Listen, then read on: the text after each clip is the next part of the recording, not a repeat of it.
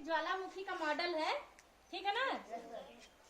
जो अभी इसमें से ज्वालामुखी जिस तरह विस्फोट होता है और धुआं निकलता है, ये उसी का एक मॉडल बनाया गया है, जो कि यह क्या है, ये जागृत है, यानी कि इसमें विस्फोट हुआ है, इसमें से गुबार निकल रहा है, पूरा मैग्मा और लावा बाहर निकल रहा है धुएं के साथ, ठीक। और एक यह ज्वालामुखी का एक रूप है जो क्या है, सुप्त ज्वालामुखी। कौन सा? सुप्त ज्वालामुखी। अब इसमें किसी वक्त पे इसमें विस्फोट हुआ था ज्वालामुखी का, इसी तरह से, ठीक। और विस्फोट होने के बाद से फिर कभी इसमें ज्वालामुखी का विस्फोट नहीं हुआ।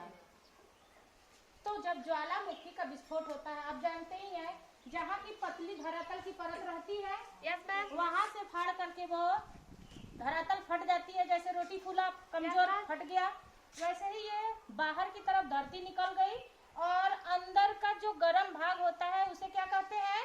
मैग्मा। क्या कहते हैं? मैग्मा बाहर की तरफ आ जाता है और वह क्या हो जाता है, जिस नली से निकलता है, जैसे ये पतला सा है ना, इसे हम क्या कहते हैं? ज्वालामुखी। निकास नली, जिससे निकल रहा है, ये निकास नली है। क्या है? निकास नली। और अभी तो यह जागृत है, यानी कि इसमें से विस्फोट हो रहा है और यह किसी समय में विस्फोट हो चुका है और यह ठंडा हो गया है। तो जब कोई भी चीज निकला है तो अंदर छेद हुआ है ना, धरती फाड़ के ही तो आई है ना ज्वालामुखी का विस्फोट। तो वो जो जगह खाली है उसे हम कहते हैं वीवर। क्या कहते हैं? वीवर यानी छिद्र। वीवर माने छेद। इसमें भी छेद है, देखिए इसमें छेद है, यानी कि यह वीवर, इसे क्या कहेंगे? वीवर। हाँ, ज्वालामुखी जब फट के शांत हो चुका है, अब कुछ नहीं उसमें हो रहा है, इस खाली हिस्से में जब बारिश होगा तो पानी भरेगा कि नहीं? जब पानी भर जाएगा तो ये बन जाएगा क्रेटर झील। क्या बनेगा? क्रेटर झील। हाँ, इसी को ही कहते हैं क्रेटर झील। तो ज्वालामुखी यानी फट चुका, शांत हो चुका, उसके मुख में, वीवर में पानी भर गया तो वो बन गया क्रेटर झील। और एक ज्वालामुखी जो हमेशा विस्फोट होता रहता है तो उसे कहते हैं सक्रिय ज्वालामुखी। और कोई कोई ज्वालामुखी होता है कि एक बार फूट गया और 5 साल 7 साल बाद फिर वो फूटेगा, तो उसे क्या कहते हैं? सुसुप्त, यानी कि सोया हुआ है, वो कभी भी जाग सकता है।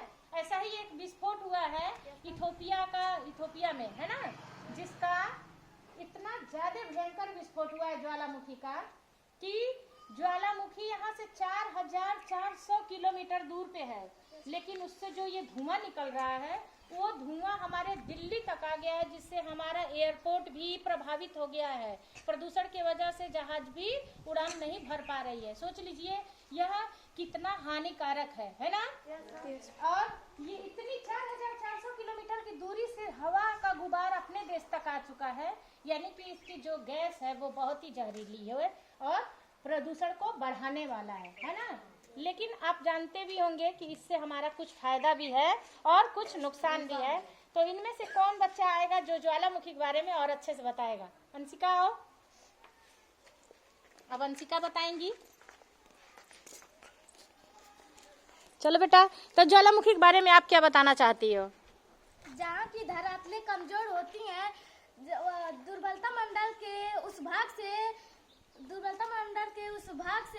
धरती का मैग्मा जब धरातल पे आता है तो ज्वालामुखी का विस्फोट होता है।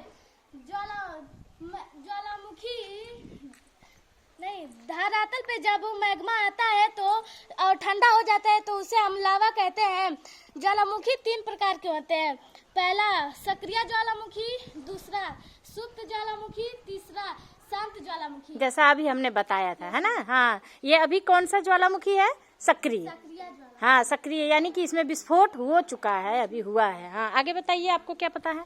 सक्रिय ज्वालामुखी का उदाहरण है एटना और स्ट्रोम्बोली, कोटोपैक्सी। ठीक, वेरी गुड। और सुप्त का उदाहरण है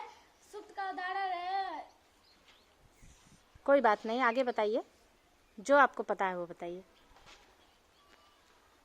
चलो, कमला भी अब आ रही है, कुछ बताएंगी कमला। चलिए दोनों लोग मिल करके बताइए, क्या बताएंगी आप?